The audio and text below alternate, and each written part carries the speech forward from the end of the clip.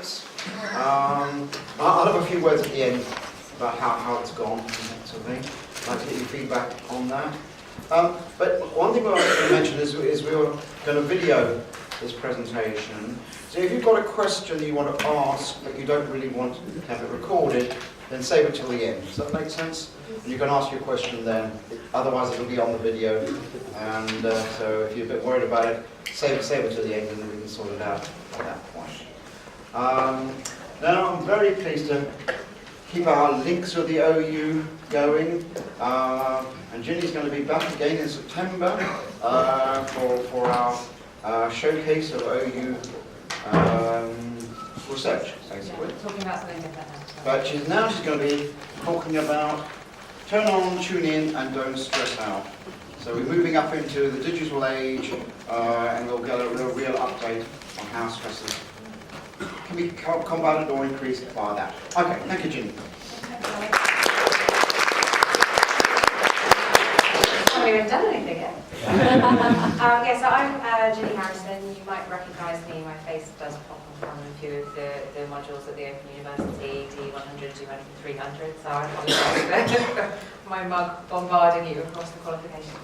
So I do quite a broad range of research. I'm a bit unusual in that way. I have several different research areas that I'm interested in. And I'm just going to be talking to you about one of those today, which is basically managing stress and anxiety. And really how the digital age has contributed to our stresses, but also how we can, the light side of that, how we can use digital technology to kind of improve our well-being.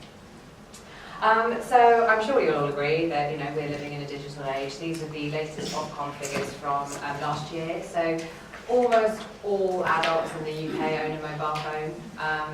3/4 of those have a smartphone. So we've pretty much got computers in our hand all the time, and I'm one of the 18% who live in a mobile-only home. I don't have a landline anymore. I don't need one.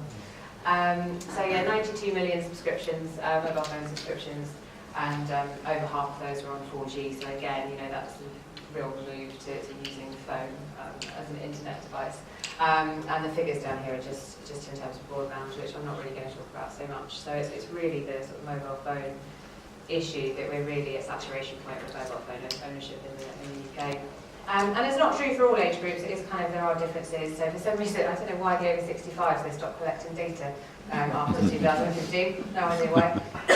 But if you see at the top, the two blue lines are the 16 to 24-year-olds and the 25 to 34-year-olds, and they're both at 96% ownership, so we're almost at 100% in that kind of age group of smartphone ownership. 35 to 54s aren't too far behind at 88%, and then there's a real drop-off, generational drop-off at 55 to 64 age. So it is slightly different, but you can see that we're all kind of catching up, and mobile ownership is everywhere, smartphone ownership, I should say. And really, they've just kind of become essentials for everyday life, haven't they? I mean, in the beginning, phones were there to really just deal with a humble phone call. That really doesn't happen as much anymore. In fact, a third of people who have phones literally don't use their phones for traditional voice calls at all anymore. And that's up from, I think in 2012, that was only 4%. So in the last kind of 5 years, 6 years, there's been a massive jump up in terms of people who are just not engaging in phone calls anymore.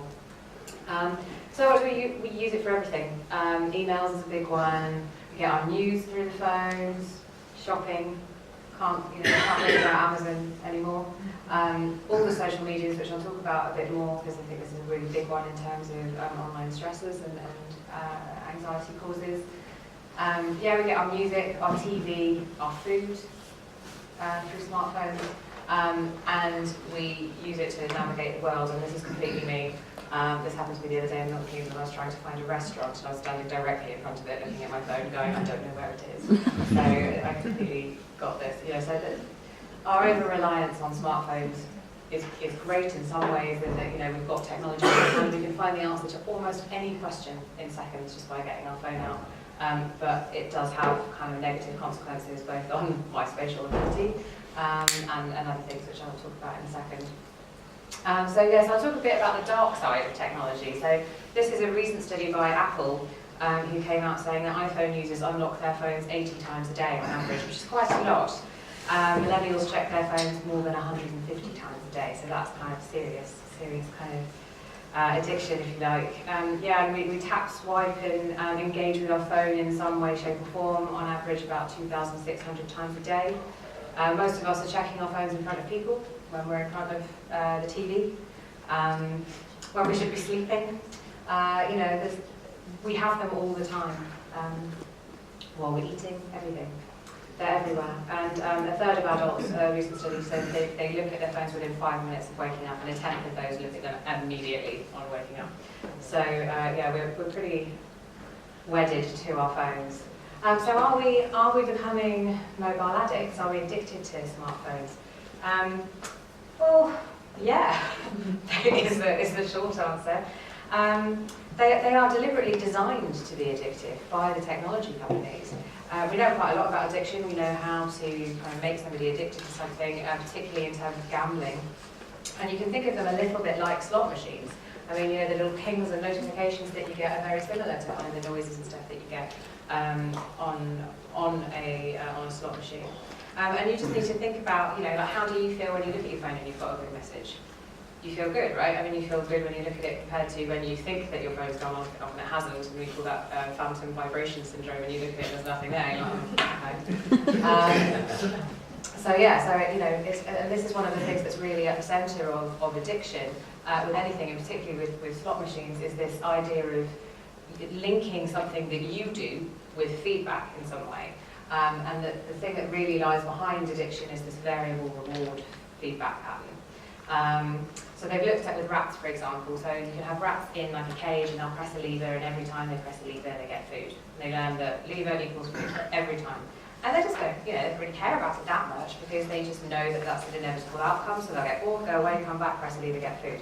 But if you give rats a lever to press, and they only give them food randomly, on some presses, they will sit there and they will keep pressing until they get food. They get kind of addicted to it. It's like a compulsive action. And it's kind of the same with slot machines, when, you know, you pull a lever and you're either waiting for something positive to happen, whether it's a match or a prize, or nothing happens at all. So then it's again quite random that you get that kind of feedback linked with that action. And it's the same with a phone. You pull out your phone, you look at it, and you're either getting a positive thing sometimes, or you're getting nothing at others. And it really varies how often you're getting that kind of positive feedback, and that sort of is really the basics of addictive behaviour. So in terms of the biology underlying that, really Fred would be able to tell you more about this than I can, Fred Totes. But it seems to be linked to both dopamine and some kind of opioid that makes you feel good. Now, we used to think, and you might think of dopamine as the feel-good drug. That's certainly what I was taught when I did my undergraduate level, but it's not. We don't really think that anymore in the same way. So we think actually it's more about anticipating the reward. It's driving and motivating reward-seeking behaviour. And so you can kind of get the shot of dopamine when you seek something out, anticipating a reward, and then the reward you get is the good feeling when you see that you've got a nice text or some notifications come up or whatever. And that thing that makes you feel good there, we think is probably opioid based. I don't know, this is all just very theoretical at the moment, but this is certainly what Fred was suggesting might be the case. So yeah, so you kind of constantly then, you're constantly seeking that reward, you want that good thing, which is why we seem to be checking our phones like 80 times a day to sort of get that hit, if you like. But dopamine sort of underlies that behaviour.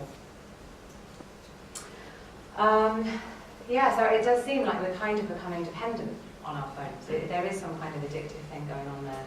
And with addiction often comes anxiety, particularly when you are separated from your phone. And I just want you to think about that. Like, how do you feel when you suddenly realise that your phone, you left it at home? Or, you know, it's dropped it and it doesn't work anymore, and you're without your phone, someone stole it, and you're without your phone for a certain period of time.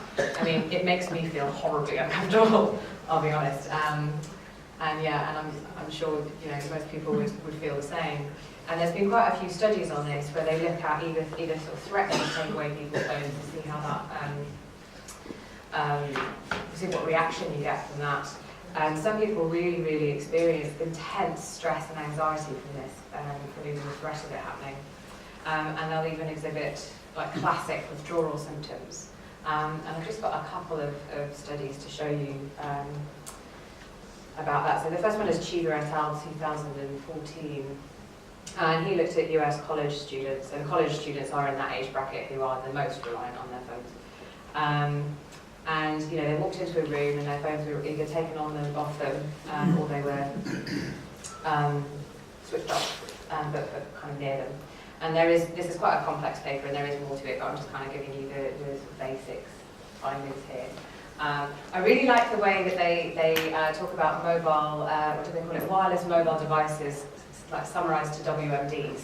I don't think that's an accident. I think they are really saying that there's a problem here, because I've never heard that outside of this, really. But yeah, so this is basically, they sat in the room, they pretty much did nothing except answer at different time points the state and trait anxiety questionnaire, which is a standardised questionnaire which we accept is pretty reliable at measuring your anxiety levels, either at sort of the trait level, which is kind of more personality based, I think that's more kind of stable over time, or the state level, and it's the state level that this is showing us what they're more interested in.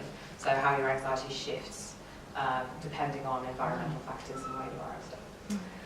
So the dark line at the top are the people who use smartphones on a high level. You've got in the middle the moderates, and at the bottom the low usage. And you can see at the low usage, they're really just not that fussed. They're just, they're the same over time, 3 different time points, 10 minutes, 20 minutes, less minutes. The moderate users, they're okay at the beginning, but then they get stressed at sort of time 2, and then it kind of like levels off at that kind of stress level. But the really high users, time 1, they're already higher in terms of their anxiety than the others, and that just climbs through the whole time. So it's like the more you use your phone, the more stressed, if it makes sense, the more stressed you're going to be when you're taken away from it. And this is a psychological measure of anxiety, so quite subjective. Behavioural kind of questions about how you feel. Yeah, so this other study, Clark et al. Is a more recent one. So 87 smartphone owners, again in that same similar age bracket, was shown a room that was basically empty other than a laptop and some everyday items. There was a newspaper, a teddy bear, and a beanie bag, something like that. So they were shown into this room, and they were just given a simple maths test to do whilst they were in there. And they had their phones taken away from them and placed in a cupboard in the corner of the room. So switched off, in a cupboard in the corner of the room.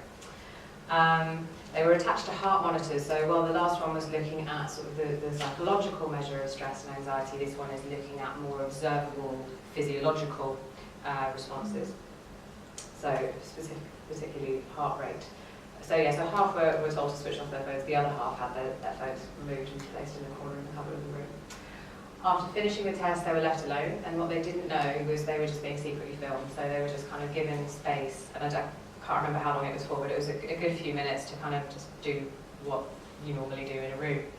And what they saw was that those that had been separated from their phones started to get this kind of very anxious heartbeat rhythm, which is usually associated with PTSD. So they were physiologically expressing quite a sort of high level of anxiety just in that time, having their phone removed from them. Yeah, so 3/4 of them also showed kind of behaviours that traditionally are sort of withdrawal signs. So fidgeting and scratching, like kind of nervous tics. And 20% started kind of gravitating slowly over to the cupboard. So seeking proximity to the phone. So yeah, I mean it's interesting. So there's obviously kind of behavioural and psychological and physiological stresses going on there. And yeah, there's a couple of studies that have also looked at how it might change your brain, both in terms of transmission and in terms of structure. So I can't say this name, sorry, but Sayo et al. Used something called magnetic resonance spectroscopy, MRS, which is basically a type of MRI scan, but it sort of looks at brain chemical composition in the brain rather than kind of activation and structure.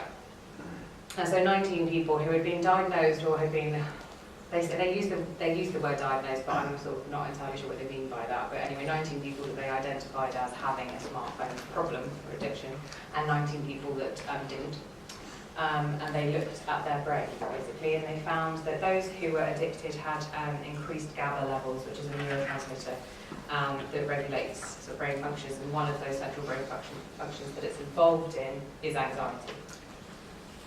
And they looked at a specific area of the brain, which is the anterior cingulate cortex, and this area seems to be kind of playing a role in a couple of ways. So yeah, it seems like smartphone addiction is actually changing the levels of neurotransmitters in your brain. So that's quite a sort of physical thing that's happening now. But the good news is that they gave these students CBT, and after 6 weeks or 8 weeks, at which the course they normalised back to the normal levels.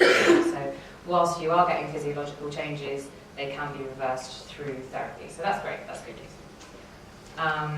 But we've also had other studies that have looked at sort of the more structural changes. So rather than just looking at neurotransmitter changes, looking at actually, okay, what does the brain look like and the structure of it. So Lo and Kanai investigated the relationship between brain structure and what they called multiple and simultaneous media use. So that's basically smartphone use, like having multiple things open at the same time, or constantly checking things like Facebook, then email, then text messages, so constantly switching between different kind of media types and looking at different things. And they found that individuals with the higher, what they called MMI, media multitasking index, so the people who were using these things more, had a smaller density of grey matter, again in the same area, the anterior cingulate cortex. And this graph here basically shows kind of the MMI scores as they're going up. This is the grey matter volume down here, that's reducing. So yeah, so the more you're using your phone in that way, the smaller the grey matter, which is somewhat scary. So the AC, the functional connectivity, so again, they're sort of looking at neurotransmissions just between the ACC and other brain regions was also negatively associated with this multimedia use. So you've got less grey matter and you've got less connectivity, which is a bit scary, that something is actually happening in the brain. The ACC, the anterior cingulate cortex, is responsible for attention and sort of cognitive control. So there seems to be something going on with attention potentially. And there's quite a lot of psychological research that's looking at the effect of multimedia use, smartphone use, and how that affects your cognition. So whether that's your memory, or your attention ability, or your language ability, various different things. And this is a really neat review actually that came out recently that basically covers all of that. So they're actually interested in, okay, so how are smartphones actually affecting our memories and various cognitive abilities. So I do recommend reading this, it's quite nice, it summarises quite a lot of the literature, but I've just picked out a few from here. They're all found in this paper. So one study or a couple of studies sort of were grouped together and found that basically on any test of task of attention, people performed quite poorly if they heard like a text notification, or actually if they heard a phone call but weren't allowed to answer it. So they're not actually interacting with their phones are in the corner of the room, they're doing an attention task, they hear a ding and it totally screws up their ability to be able to pay attention. They're not even looking at their phones and that's doing that. So there's something kind of quite strong going on there already. So without even physically picking up your phone, it seems to be interfering, or those text notifications seem to be interfering with cognitive function. A number of studies have looked at frequent media multitasking and smartphone use and working memory, and it's the more you use your phone, the more you kind of switch between different multimedia sites or apps, the poorer your working memory performance. So again, it's impacting directly on working memory and attention. This one, you might have seen this was in the news a while ago. This is the idea that going on holiday or whatever and taking a digital photograph sort of basically stops you from being able to remember details, fine details of the thing that you actually took the photograph of. So it's kind of like an external memory, and somehow you're then not kind of forming that kind of representation actually in your mind. And this kind of correlates with this, matches up with this finding, which was a study that showed that if people assume that they're going to have access to information that they're trying to learn in the future, they just assume it will be there, they actually don't really recall it that well, that they're not committing it to memory as well. So again, it's this idea of almost like an external memory You don't need to keep it in there, it's out there, it was in your phone or whatever, so it does appear to be slightly problematic. And social media use is negatively correlated with academic grades, and there are lots of studies that show this. So, I'm just saying, if you want better grades, maybe use Facebook less or whatever. But yeah, I mean, that does seem to be quite a consistent thing that is coming out again and again. Social media and smartphone use is negatively correlated with academic grades and academic ability and optical tests as well. And what's interesting to note as well is that these aspects of cognition, so like attention and memory and learning, they have been related in various different ways to anxiety and stress. So we know that there's a relationship between anxiety and attention, for example. Traditionally, we think of it in a sort of unidirectional thing. So we think that if you're anxious, then you tend to funnel your attention and pay less attention generally to everything that's going on. But could it be that there's a feedback loop going on here? Could it also be the same way? Could in the opposite direction, could it be that poor attention is leading to problems with anxiety? I don't know. But I think these are useful questions to be asking, given that we know that there's correlational evidence of a relationship between anxiety, stress, and measures of attention, memory, and learning. So maybe it's a two-way relationship rather than a one-way relationship. Food for thought. So yeah, hopefully this will work. So I wanted to, this is kind of a neat video, so apologies if you've seen it, it's only quite short, but it kind of shows you what this constant internet use, this constant multimedia use is doing in terms of attention and memory. So hopefully this will go. So you're reading an article online when you get an instant message with a link to a funny photo, which of course you have to share. And now you're reading your Facebook news wall, which sends you to a video of a panda bear attacking a kid. And now you're reading Wikipedia to learn everything you can about the violent behavior of panda bears. And this is what 3 minutes on the internet can be like. We live like this all the time, and it has to have some kind of effect on us. The net is making us more superficial as thinkers. That is Nicholas Carr. He is the author of The Shallows, What the Internet is Doing to Our Brains. To understand this whole thing better, we need to go way back in time, to say, like, the prehistoric age.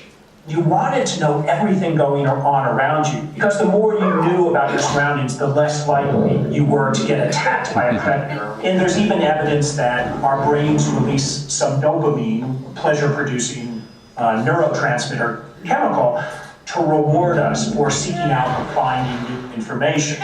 So getting distracted felt good and helped us stay alive. But the problem is that nowadays, predators aren't much of an issue, but we still have the same brains. And also, there's the internet, which is... It's an incredibly information-rich environment that the net creates for us, and that's why we use it so much. I mean, sounds, pictures, words, text. And what this tends to do is promote a sort of compulsive behavior in which we're constantly checking our smartphone, constantly glancing at our email inbox. We're kind of living in this perpetual state of distraction and interruption. Which is dangerous because that mode of thinking crowds out the more contemplative, calmer modes of thinking. And that focused, calm thinking is actually how we learn. It's a process called memory consolidation. And that means the transfer of information from our short-term working memory to our long-term memory. And it's through moving information from your working memory to your long-term memory that you create connections between that information and everything else you know. So you've got this awesome life-changing piece of information in your short-term memory, but then you hear that email ding and poof, there it goes. That email takes its place and you never get a chance to learn anything. All because of one distraction. So attention is the key, and if we lose control of our attention or are constantly dividing our attention, then we don't really enjoy that consolidation process. But I can hear it now. Someone out there is saying, what does learning matter if all the information in the world is just a Google search away? Well... that is kind of shortchanging our intellects. If that's the way you're using your mind, just kind of searching very quickly and finding information and then forgetting it very quickly, you're never building knowledge. You're kind of thinking like a computer. Which means that our very humanity is at stake. And it would be a shame if we all got assimilated because, well, humanity is pretty neat. I really believe that if you look at the great monuments of culture, they come from people who are able to pay attention, who control their mind. That's what allows us to think in the highest terms, think conceptually, think critically, think in some very creative ways. And it's this kind of thinking that's at risk, being eroded one cute cat video at a time. Don't get us wrong, the internet is good for lots of things, and it should be celebrated. But the best thing we can do for our minds is to find some time every day to unplug, calm down, and focus on one thing at a time. Your email, and those cats, will be here when you get back.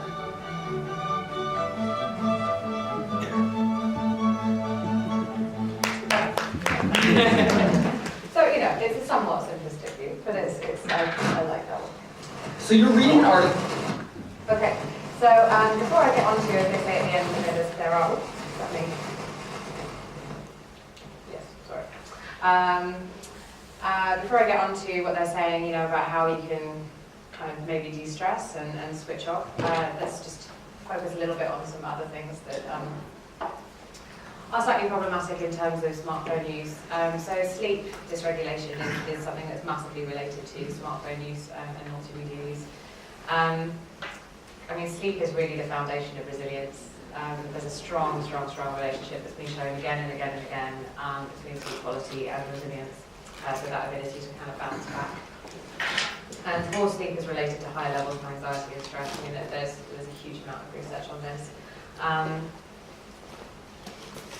And yeah, so you can kind of see where this is kicking in. I mean, many of us use our phone at bedtime. This is completely me. You know, I try and have an early night and I go to bed at sort of like 10 or something, and I'm like, okay. And then, you know, midnight, I'm still there looking at something completely crazy on my phone, and I don't really know how I got there, and it's totally not important, and it seems to happen all the time. So we're kind of delaying when we actually get to sleep, but also we're stimulating our brain. So when you actually come to go to sleep, it's a lot harder to sort of switch off and wind down.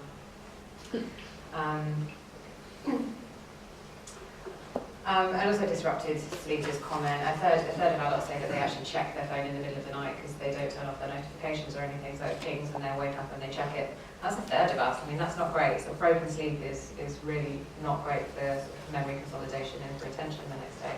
I have a 19-month-old at the moment, and I have to say the lack of sleep is killing me. So I completely understand how it is problematic. But also the issue about blue screens. You've probably heard about blue screens. There seems to be some evidence that they reduce the melatonin production that you have.